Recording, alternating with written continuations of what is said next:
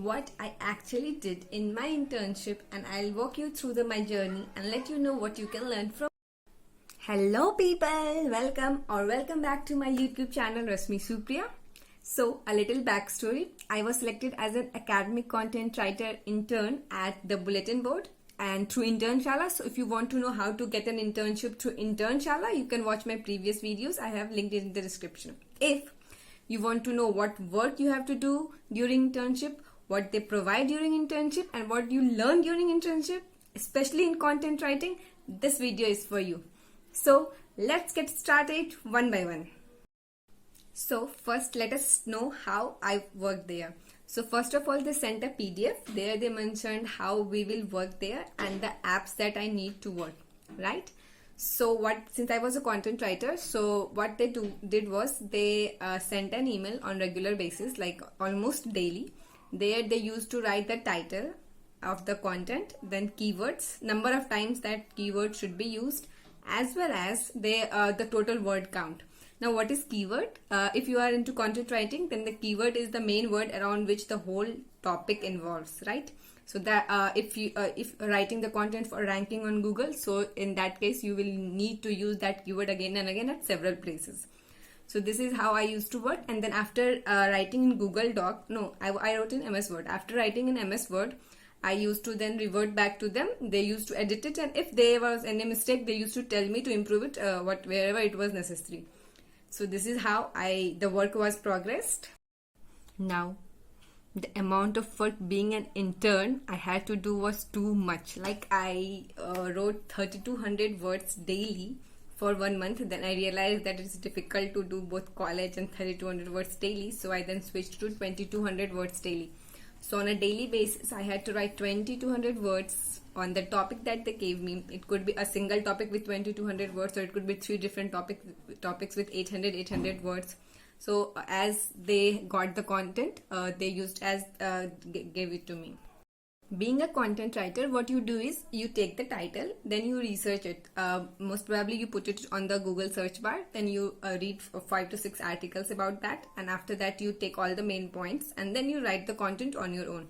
So either you can ask them about like what you have to write, or more often you have to write on your own by researching on Google. So thing is, how many types of content I wrote there? So I wrote almost 4 to 5 types of content. First was blog, that is articles, and then second was Quora answers. Like many company, what they do is they go on Quora and answer particular question answers, and then they use their products or services in that so that people can reach out to them. So I used to write Quora answers, then I used to write product descriptions, and after that I also wrote web pages. So these were 4 to 5 types of content that I wrote being an intern there.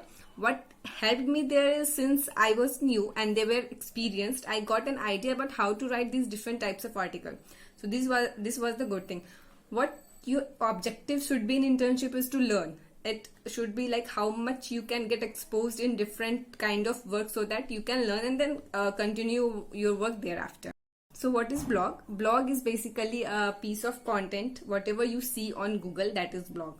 Like whatever you search and the content that you get, that is blog. So then second one is what is product description. So suppose this is a mobile, right? Then you want to know about this mobile, like what is the quality of camera, what is the storage, etc.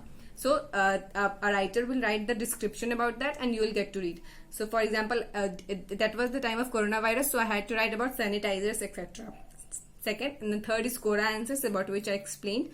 And the web page is whenever you search on about a company, then there you get about us page, contact page, home page. That is a web page which describes about the company. A blog is different from a web page, right? So in blog, you inform like about the title, you inform. Either you can promote it or you can inform it. But in web page, you describe about the company. Now, since I shared in my previous video my niche was technology, so you can describe how hard it was for me to write a tech or the articles on technology. So what was good was that they understood that I was from a non-tech background. So initially they used to give me these topics about extensive like ASP.NET, then different types of languages, right? So which was little difficult because you have to then know basics. Or if you are a technology student, then it's great that you know the basics. For me it was too extensive, but then I liked writing it because then I got to know many new things, so I enjoyed. But later they shifted from application parts, like the technology that we see around, and anyone can write about that. For example, about applications, about any new most of the companies these days are rising, and all of them needs a blog, right? Most of the companies are dealing with web development, application development, iOS development, iOS app development, and every company need a blog to describe their products. So it was later I wrote mostly about those, like about any application or any product, etc. Now the third topic that I mostly wrote was SaaS. SaaS is software as a service, and yeah, that's it. Technology, I also got to like explore many different niches, such as lifestyle. I wrote about kurti, and then about all the products that we should use during Corona. Then I also got to write about horoscopes. So there were many promotional content. So there were many things that I got to learn during internship. But the point was, I learned all of these stuff between 1 to 1.5 months. So like in 1 to 1.5 months, I got to know different types of content, different niche, then how all the contents are written, etc. And after that, the work became very repetitive. Like I got a title, I had to research it, and I had to write it. I was not learning anything. Throughout my internship, what I learned, or where they helped me most, was, since I was a complete beginner with zero experience, so I got to know how to write a content in a professional way. We write essays, right? We write essays since class 3, and it is super easy to write. But then if you're writing for a company, or if you're writing to inform someone something, or if you're writing to promote something, the language differs according to the audience for whom you are writing. So they helped me there, like how to write a content for different audience. That I learned very well. Then they also helped me to write to know different formats, like what I mentioned, blogs, web pages, etc. What they used to do is, since my content was being edited by someone else, so they used to go through the content, and wherever like it needed improvement, they used to message me on WhatsApp that you can improve here and here. So that helped me very much to grow. But what you can do better is, first of all, always go for internships that are of short period. During internships, you are paid very, very, very less, like very less, right? So your objective should be to learn. If you are going for a big, good, great companies, or a startup that you know are funded and that will be grow, you can go do internships for free as well. But make sure you are learning there and they are not exploiting you. In internships, you are very, very, very tended to be exploited. Like they know you are new, you don't have much experience, so they can make you work like hell. So be sure to get an internship of short months. Second, be sure you are learning there something.